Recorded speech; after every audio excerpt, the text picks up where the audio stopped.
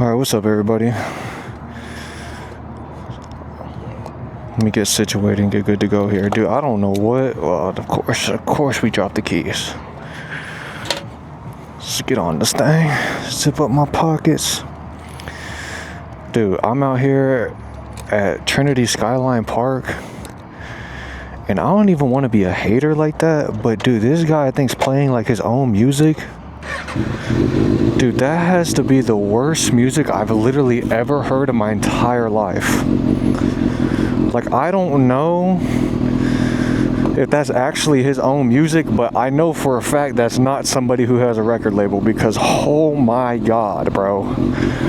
Like I said, I don't want to be a hater like that, but that music is straight trash, bro. Oh, I didn't even buckle my stuff. Let's see if I can actually get out of the parking lot before the video starts. Actually, I guess before we get started, we can start praying.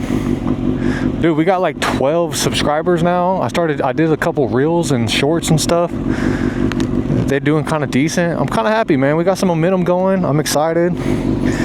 So, just give some thanks to God real quick. Father, I just want to say thank you. Thank you for the channel yet again.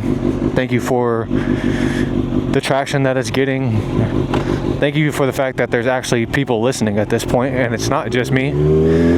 I just pray that you give me the wisdom to know what to do with the platform and not just get so consumed by numbers or get so consumed by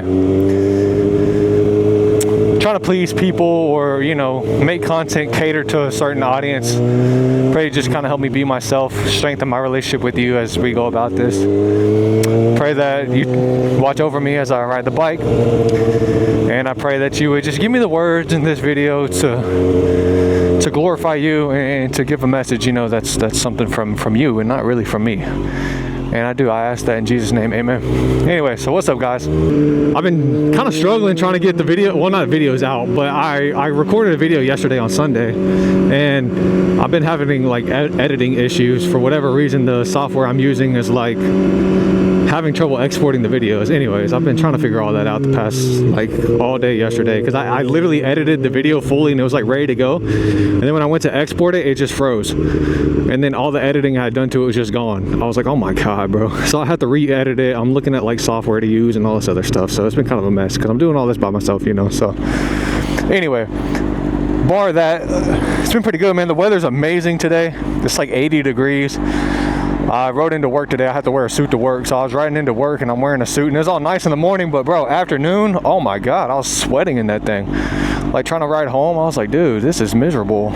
But got home, chilled for a little bit, played a little Apex with my homeboy, and then came out here and hit the streets. I was riding around a little bit before, and then stopped by the park over here. As you can see, the view is always really nice, so I got some sunflower seeds, and I was just kind of chilling and kind of thinking about what to say in this video, and here we are. I think I want to talk a little bit about myself today, to be honest with you. You know, I was saying before, you know, if this kind of got traction, I would have to kind of let y'all know who I am, you know, and kind of what I've been through and just who I am as a human being. So, I'm originally from the area. Obviously, like I said, I'm from Dallas. We got a biker right behind us. I don't know. I'm in my 20s, you know. What's he on? You know, I just work a regular 9 to 5. I'm really just a regular ass dude. I'm not anybody that's like actually. I'm not one of those guys who's like got the money to get like a nice bike, you know. I'm not that guy who's got like an S1K and popping wheelies and doing biker content and all that, you know what I mean? I'm not Jixer, bro. I'm not Rocket. I'm not, what's the other dude's name? Fast Flow. I'm not those guys, you know what I mean? Brian 636. I'm not any of those dudes. I was just a normal regular dude who just picked up a motorcycle and just wanted to make content. And yeah, so I kind of just, like I said, you know, I kind of explained it in the intro a little bit about like why I enjoy this hobby and things like that. But honestly, beforehand, I was really into basketball when I was younger. We got a Snapchat. I was really into basketball, and that was kind of my life for a long while, was basketball all throughout high school. High school, I was actually homeschooled. I didn't actually go to public school. So I went to public school all the way up until high school, and then once high school hit, which is kind of a whole story in itself, but I can kind of explain it a little bit. So I was in public school, 8th grade, going into high school, and and my mom had kind of talked about me doing homeschool and whatnot, and I kind of gave it some thought, but sports was like my biggest thing. So I was like, well, I'm not gonna homeschool if there's no sports. Like, that's just not gonna happen, so that was kind of my thought process, and I was like, well, I'm not gonna do that. But I ended up praying about it, and my mom actually found a sports group that was actually homeschool, and then boom, I just was like, I prayed about it. I felt like God was calling me to go to homeschool, so I homeschooled. So I did that, and obviously there's little stories and tidbits of stuff in and about there. But so I was homeschooled a little bit. Went off to college. My decision to go to college was kind of a big moment in my life. There's a lot. I'm kind of anonymous. I don't know how much to open up about, if I'm being totally honest with you. There's a lot of stuff with my dad that happens around there, and he had promised me that I was going to be able to come live with him and go to college for free and all this stuff. Turns out none of that happened. I ended up getting kicked out, and me and my brother had to kind of fend for ourselves throughout college. And I was paying out of pocket for college, couldn't really afford to get a degree because, I didn't know I didn't really know what I wanted to do. And then, it's costing money. I'm just a college kid, bro. I was like 18, 19 years old. I didn't have no money. You know what I mean? I think I had like $2 or $3 grand in savings, and I was just paying out of pocket for class. And then eventually I was like, I don't know what I'm doing with this degree. I'm not going to keep doing it. So I kind of dropped out of college just because there was no reason for me to keep attending. I was playing basketball. I did all this in San Antonio. So I'd moved to San Antonio, away from my family, away from obviously the area. Being in Dallas, I went out to San Antonio. Met a girl, had a girlfriend. That's a whole nother video. We're gonna have to talk about that, because you talk about a story time like last time we did. Yeah, that is most definitely a story time, bro. Y'all might enjoy that one, to be honest, because I know everybody loves drama and gossip, so that's definitely some drama and gossip. Anyways, so yeah, I was playing basketball for a school down there. It's a little JUCO, and then, like I said, I dropped out of college. Honestly, I was like, while I was going to college, I was working at like Papa John's. So I ended up kind of working there.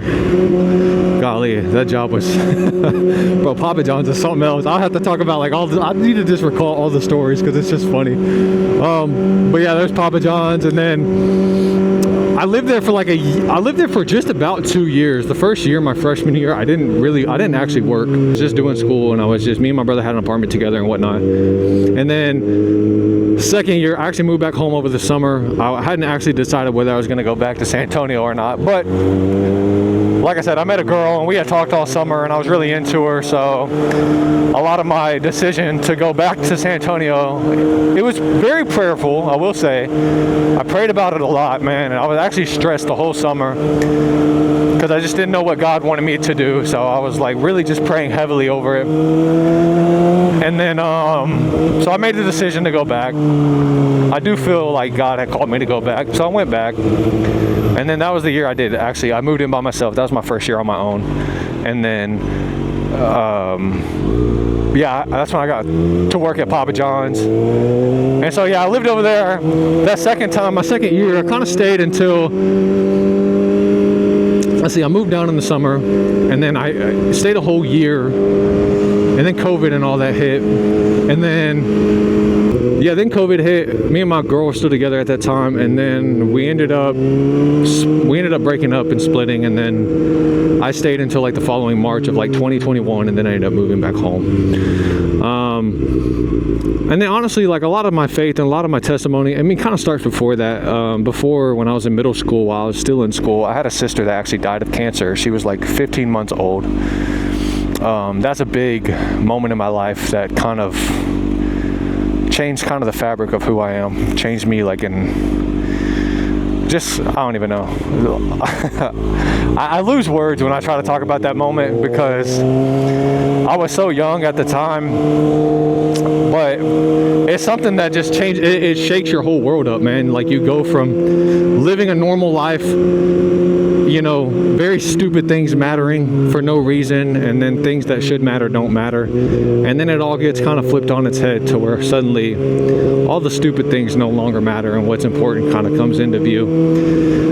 You know, obviously there's a lot of trauma. That's actually where I kind of picked up my problems with lust and pornography. It is around that time. It was a coping mechanism at that age.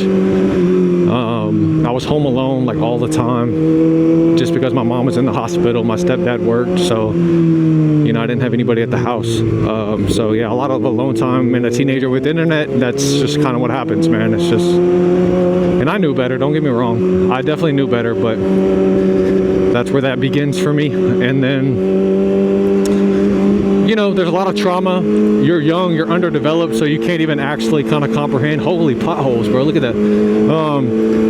You're young, you can't even actually comprehend everything, so there's a lot of trauma that kind of follows me all the way into adulthood until I'm like 22, 23 years old, finally thinking about everything and hitting a point where it was like, whoa, like my life is not bad, but there's just a lot of stuff. There's a lot of problems I have that, you know, are still present in my life because I just never worked through the trauma of it, you know, and I was young, like I said, so it's like, you don't, man, when you're 12 years old and your sister dies, like you can't work through the trauma, you got to go to therapy or something, you know what I mean, and I didn't go to therapy, like, but she dies, and that kind of throws a wrench into my life.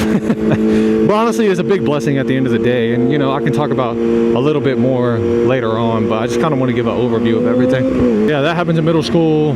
You know, obviously I talked about high school, and then I go off into college, and then I move back home. I just get like a rinky-dink little job at Amazon, and then, I mean, since then, man, ever since then, I've just been kind of doing whatever job you kind of can do. Obviously, I don't have a degree, so that's not the best situation, but honestly, if we are being honest nowadays, it's like degrees don't even matter. A lot of people with degrees are having trouble too. Job market just sucks. Life sucks, man. Everything sucks. No, I'm kidding. But it has been tough for a lot of people, man, even with the degrees. But yeah, I don't have one, so you know, I'm just kind of making it work, trusting God, doing what I feel called to do, trying to be a man of faith, trying to be, you know, just better myself, deepen my relationship with God, do better at spreading the gospel, and finding a real deep purpose in life, and not just going, okay, I'm just going to work and kind of live life on autopilot like I have been for so long. And like, you know, I've mentioned before, that's why I'm doing this. But so yeah, you know, that kind of leads me all the way up into here to where I'm at now, and hasn't been a lot that happens in my life from college till now, to be 100% honest with you, man. You know, I had those little moments like I talked about. I've met girls here and there, but nothing stuck. Obviously, I want a wife. You know, I've mentioned that my dream is to have a wife and a kids and just a house and a nice little normal life, man. That sounds like, that's like the American dream for me, man. Man, it's either that or I just die on a motorcycle going faster than I should, or, you know, God calls me into something bigger than myself, and, you know, maybe I just can't have a wife and kids at that point. But I want to be a dad so bad, I can't lie, man. That's like my biggest goal. And I don't know, I think a lot of people have issues with their fathers nowadays. I think the world has got to a point where, you know, men aren't able to cop. Everybody stay cool. Everybody chill. No sudden movements. I'm just kidding. But I feel like a lot of people have issues with their dad at this point because, I don't know, I just feel like the men as a whole, it's just been bad. Like, masculinity as a whole has kind of been skewed, especially recently. But yeah, I have some issues with my dad. We're kind of working through them. Actually, I mean, I say a lot hasn't happened in my life, but a lot actually has. So my dad kicked me out, right, when we moved into college. I got to live with him for like 2 weeks before we just had a dumb little disagreement or something, and he just got pissed off. So he was like, get out, you know, and we ended up getting out. And you know, he kind of was nice about it. I don't know if he was nice about it. I didn't actually formally talk to this guy until like a year ago, to be honest with you. So he kicked me out in like 2018. I didn't talk to him. I didn't actually even see him in person until last year, 2025. So, you know, that's kind of a big deal, right? You haven't talked to your dad in that long, and that's what happened, man. I mean, he had said, I guess, to our moms, me and my brother's moms, because we have different moms, he had said to them that we could move back in, but it's one of those things, man. When you get kicked out, it's like, well, am I going to come back just for, you know, the potential of something to happen again? We were just both like, nah, we're just going to figure this out. So that's what we tried to do. Yeah, and then so I didn't talk to my dad for a long time, man, and I really struggled with that. So my biggest battles in my life, and I guess I can continue to open up a little more. My biggest battles in my life, lust has been really heavy for me. Depression, loneliness has been really heavy for me. And masculinity has been really difficult for me to deal with. I was primarily basically raised by my mom. Me and my stepdad, we're not close like that. So, you know, I was really primarily like my person for wisdom, my person for nourishment, my person to build me up as a person. You know, the person that's going to give me advice, the person that's going to help me a lot in my life really is my mom. And like I said, I love my mom to death, but at the end of the day, she's my mom, not my dad, and she can't be my dad. So I didn't really know this until early 20s, like 20, I want to say like not even 21, like 22, 23. I think those are the years in my life where I really kind of realized like I have a lot of difficulty with things. And even now I'm realizing, because I'm in a place of leadership at work at this point, and being in a position of leadership, I was offered that role pretty quickly. But being in that position, man, I realized how quickly, like, I don't have the masculine character traits that I need to have to be a leader. Like, it started popping up crazy in my life. I was like, dude, I'm not assertive. I don't know how to be authoritative. I don't know how to deal with confrontation. Like, all these things, man, start popping up, and I'm like, as a man, I should know how to do this stuff. But honestly, I'm working on it, but I didn't know how. And I honestly, honestly at this point, I still don't really have a great grip on it. But it has been a learning process and something I've been working through. So that's one thing, along with the others that I've really struggled with. All those things have kind of been this big, like, ball of, it's like a big wall in my life that it's like, I feel like I gotta jump a hurdle, and it feels like life for me can't begin until I finally jump those hurdles. I don't know if that makes sense, but that's how it feels for me. Like, it feels like, and I've prayed about it a lot, but it feels like me and God, or it feels like God wants me to work on all these things and overcome them, you know, to get to a point where I'm like able to kind of fulfill his purpose more so. I mean, granted, I'm relatively like young. I think it's kind of hard because, you know, I know a lot of younger people, early 20s, and all my siblings are pretty much younger than me. So, you know, I get called Unc, and so I start to feel old, you know what I mean? But the truth is, like, I'm still relatively young, especially for the world. Like, at work, I'm the youngest guy there. And, you know, things like that. But point being, I'm still young, so obviously God is kind of continually to formulate me, but yeah, those are the struggles, man. And so I just start to see, like, the masculinity stuff. It starts popping up because, like, I didn't have a good relationship with my dad, and I mean, me and my dad have talked. I've got through the resentment and the anger from everything that had happened. I got through the bitterness. I mean, I was really upset with my dad for the longest time, man. I kind of hated his guts, if I'm being honest with you. I just had this skewed vision of who he was in my mind. I still know who he is, and I'm not totally wrong about it, but there's just a lot to my dad. He's a very deep person. He was in the military. He has PTSD. He's been through a lot in his life, man, and he did it all at a young age. And I think now as I get older and I get to kind of I get past the age that he was joining the military, because he did all this stuff in his late teens, early 20s, you know, and a lot of the stuff that went on with us is, you know, he's in his late 30s, early 40s. So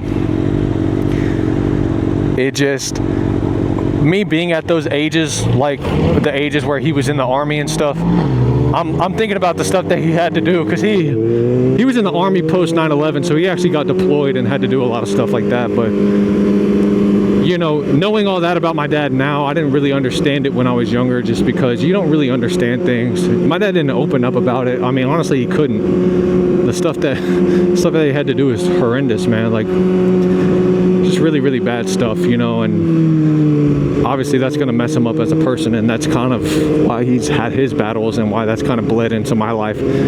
But what I'm talking about is an understanding I've come to with his life and my life and who he is.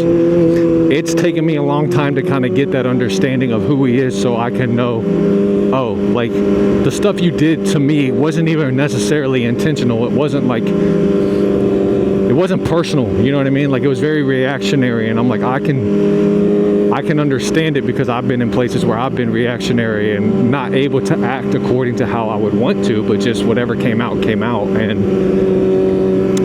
And yeah, after knowing that and doing that, or, you know, just kind of being in those shoes, not necessarily in his shoes, because I think his is more serious than mine, but in some way, shape, or form, understanding him has kind of helped me deal with the resentment and anger. And I can honestly say there's not a lot of anger there for him anymore. But it's taken a long time to get there, you know, and I was really upset with my dad for the longest time, but all that really doesn't change the fact that in my youth and just even him as a person, he's got some decent advice sometimes, but a lot of the times my dad's advice isn't something that I feel compelled to take, you know, because a lot of the advice I take is always kind of faith-based, especially when it comes to being a man, because I want to be a man of God, you know. So my dad is just not quite that, and so for me, I'm not gonna fully respect the opinions and the advice he gives me. Now, I know I gotta respect a little bit. I'm not saying I don't respect it, but sometimes the advice my dad gives is pretty obviously not the stuff I'm gonna do. You know what I mean? I don't know if that makes sense, but if you got a parent that's kind of crude and kind of inappropriate and all that, you know, and they're giving you advice to do things that, you know, is obviously not righteous, then yeah, I'm not gonna take that advice. Sorry, that's just the way it is. But you know, there's been that battle with my dad. I have a lot of siblings on his side. I don't have any full siblings, actually. Everybody's half. But he has, you know, I had a stepmom. He had remarried, and so there's a lot of siblings over there on them. I actually intended to, when I moved down to San Antonio, I intended to live with them, to be able to be a brother. Again, none of that worked out. So there's a lot of problems, man. There's a lot of family drama, a lot of issues, a lot of confusion. I mean, you got to think, like, my late 20s, I'm basically making life-changing decisions that are just falling through, like not working out at all. You know, I'm going to get free college, live with my dad, be a brother.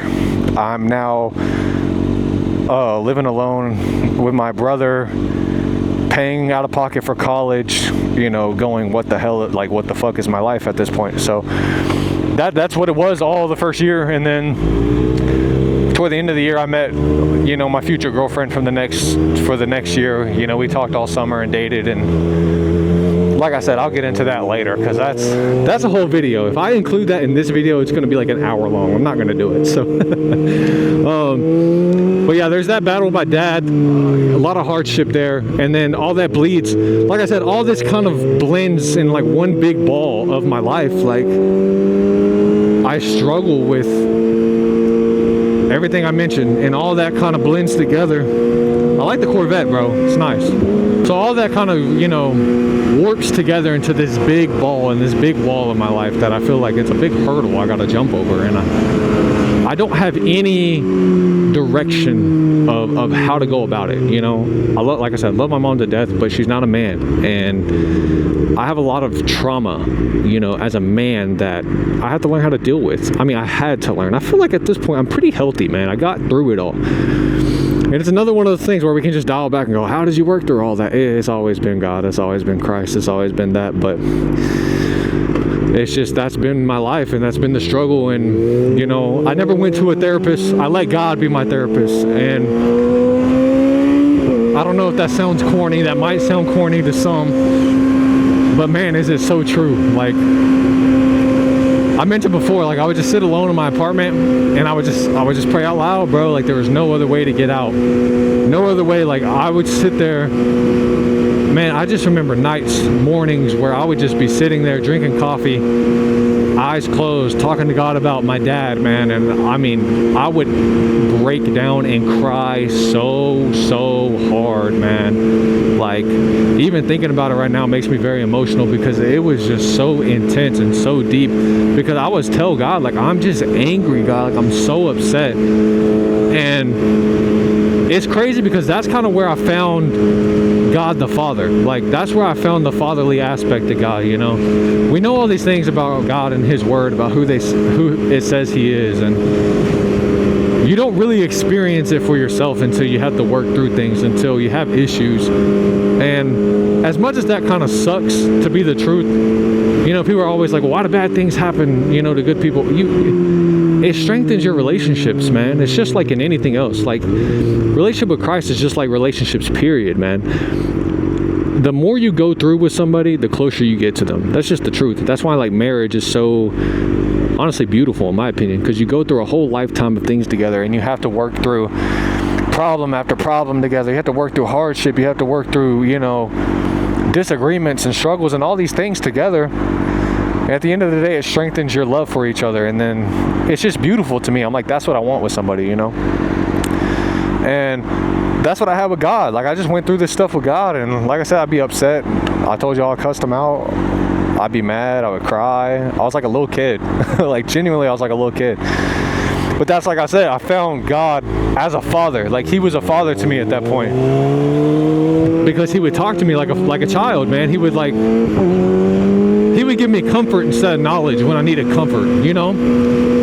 Like, instead of like beating me over the head with like, this is the truth. Sometimes I just needed a hug. Sometimes I just needed my tears wiped. Sometimes I just needed peace in my heart, because my heart was just broken. You know what I mean? But I got all that. Like, God gave me all that. Like, I would be sitting there crying, like I said, and He would comfort me. I would just get a wave of peace, you know? I would just get overcome with like love, and I would just feel loved, like a big hug, bro. I don't know how to explain it, but like, I felt God gave me a hug. And just all that heartbreak, man, like every time I brought it to Him, He always just answered with the way that it needed to be answered, and He always gave me what I needed. And I just, man, it's like I said, it's so life-changing for me. And that's why I'm always going to continue to spread the gospel, because I know for a fact that you, the viewers, are going through something in your life where you're struggling and you need direction, and you need a hug. Like, maybe you need a hug, you know? And I'm just here to say, man, like, God can give you a hug, bro, because God knows what you need. You have to tell Him, you know? And I just think a lot of people don't have that relationship with Him, and they don't understand it, and it's been so skewed by the church or by people who are just religious and beat.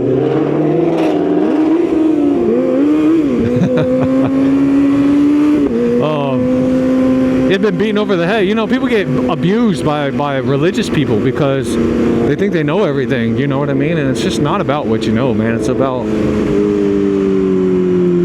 love. It will always be about love.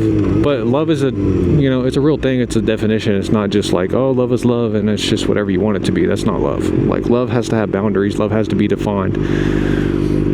And things of that nature. So at this point in time in my life, like I said, I don't really know what I'm doing still. I am being more prayerful. That's the beautiful thing about doing YouTube at this point, is it's kind of forcing me to pray more. It's kind of forcing me, like, when I come to do this, I pray for each video that God gives me the words, because to be honest with you, I don't know what I'm going to say. I would love to have videos planned out, and I would love to just have an idea of like, okay, today we're talking about this and doing this. I honestly, I wing everything, man. Like, whatever comes to mind after I pray, I'm like, okay, well, that was God. And so that's kind of like what I do, man, is I just kind of give it to Him, like, this is God speak through me. I don't want to talk, you talk. You know, He gave us the Holy Spirit for a reason. You know, maybe it's the time to use it. I want to learn to wheelie so bad. I mentioned that in another video. I'm just kind of getting to that point again. I'm just like, I was riding around earlier, and I was over here, and Golly, if I didn't see that, dude, that's a yam and I'm dead, bro. I was riding around over here earlier, and me and this dude, he had a ZX10, and we were pulling up. We were at a light, and then we were getting on the highway, so we're on the entry ramp. This dude popped the meanest wheelie, bro. I was like, damn, like, I just want to, that shit's so cool to me, dude. Like, I was like, I want to do that so bad, bro. But I can't, and I don't know how, but maybe one day, bro. Oh, look at the Porsche. Y'all see the Porsche? Is that a baddie over there? I shouldn't say that. It's kind of funny to go from talking about God to cussing and calling people baddies. I know. Listen, I know that's not okay. But like I said, I gotta be myself. And as we kind of make these videos, I'm gonna grow up, all right? I promise. I promise as I make these videos, I will grow up. And before you know it, you'll be like, man, Drew doesn't even cuss. Drewski doesn't even, he's not even peeping baddies anymore. Like, look at the man God's making him into. I'm laughing, because, but I'm kind of for real though. But no, you're gonna watch me grow up, man. Watch. Just wait on it. I plan on doing this for a while, dude. I'll be honest with you. I'm having so much fun, bro. This is like perfect. Like, if I could have a life that I want, I would just do this, bro. I would just ride motorcycles and yap for the rest of my life. I could do this forever, dude. You know, maybe one day I become like a Harley guy, just get a cruiser, and I'm just kind of sitting back with the handlebars up, with the man, just like brother, you know, like maybe one day. You know, because I have to hit unk status at some point, you know. So, you know, maybe I'll do this until I'm 50, man, and y'all watch me grow up, man. Who knows? I don't know. But I love this, man. I'm having so much fun. Like, I'm just riding around yapping, bro. Like, it doesn't get much better than this, bro. It's just it's so peaceful, and it feels like I'm not talking to myself now, you know? It feels like this, like somebody's watching, so it's like, you know, as stupid as it may be and as dumb as my videos may be at times, and just how goofy I might be, I don't know, it just feels like I'm talking to somebody, you know? And I hope the audience continues to grow, because that would be so cool. Because then, here's a Mavs stadium, if y'all didn't know, American Airlines. Shout out Cooper Flag, by the way, bro has been hooping, dog. We got rid of Luka, which that's still, I don't even want to talk about that. I still don't even really like the Mavs, I'm not gonna lie. But shout out Cooper, bro, he's balling. Like I said, I love basketball, that's my stuff though. It doesn't feel like I have to talk to myself anymore. Cool guy, shout out to him. I like the thumbs up. But yeah, it doesn't feel like I'm talking to myself. I feel like somebody's watching at this point. So I'm just kind of thankful, bro. Like, it just feels nice. Because somebody's going to watch, you know? And I'm like, okay, well, it does kind of matter what comes out of my mouth if someone's paying attention. I don't just have to, I'm not just going to say whatever and just yap purely, but I am going to yap, to be honest. Like, that's just me.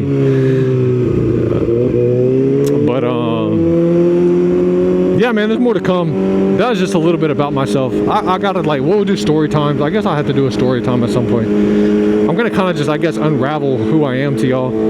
Because, I mean, I don't know what else video-wise to do. You know, I want to learn wheelies, so maybe one day we just make a video where I'm out doing clutch-ups and trying to figure out how that works, because I don't really know how it works. I can kind of get the wheel. Like, if y'all want to watch, here, watch. I mean, granted, I'm in first, so this is kind of scary. But like, I can, you see what I'm saying? I got the wheel off right there, but I can't really, like, clutch up. I mean, I probably could. I'm probably just scared, to be honest with you, because anything past, like, 8K RPMs and I just rip it in first, I think I'm going to loop, and that just scares the hell out of me. So I'm gonna have to just kind of grow a pair and at some point just rip it, bro, and see what happens. But we'll probably let some air out of the tires too, that way I'm a little more stable in the back. And I got something going on in my clutch. I don't know, this thing keeps moving and it's just, I don't know, it's kind of been annoying. Like, my friction zone keeps changing and my clutch keeps getting loose. It's so irritating, bro. Because I keep, like, I stalled a couple times the other day. I don't know how I have in this video, to be honest with you. I think I kind of fixed it earlier, but this clutch has been jacked, bro. It's been irritating. I appreciate everybody again for watching, bro. People have been commenting and stuff. Very encouraging stuff. One dude was like, this is the best moto vlogger right now. I was just laughing, bro. I'm like, I got one video. What are you talking about? But I appreciate the words still. But he was like, He was like, hey, this is the best moto vlogger out right now. And I was like, all right, bro, whatever you say. I'll take your word for it, not mine, bro. My whole thing is I just got to be myself, and that's the hardest part. Hardest part is continuing to be myself in the midst of all this, because I don't want none of this to like change my perception of who I am, dude. I just want to be me forever. That's why I just kind of do what I do, you know? That's why I do some of the things maybe I know I shouldn't do, but I do them anyway because that's just who I am, you know? And like I said, I'll grow up at some point, and you'll watch me mature, and you'll watch me turn into someone who's not goofy, retarded all the time. I will be a little goofy and retarded, but I'm not always going to be goofy and retarded. It'll change a little bit, you know? There's another cop. Everybody chill. Everybody take a deep breath. Holy, look at him right here. Bro. 1, 2, 3, 4, 5. Oh my God, and then 6 back there. I got 1, 2, 3, 4, 5, 6, 7, 8 M's in my bank account. Anyway, all right. I'm gonna cut the video. Appreciate y'all. Love you guys. I will say, I'm gonna do the typical YouTuber. Smash that like button, hit that subscribe button, and on to the next channel. Oh, I don't know, I need a tagline, and I need an intro. I ain't done none of that yet. We're getting there, just bear with me. The Drewski meme, I'm gonna throw that in there. Bear with me. Bear with me. All right, deuces.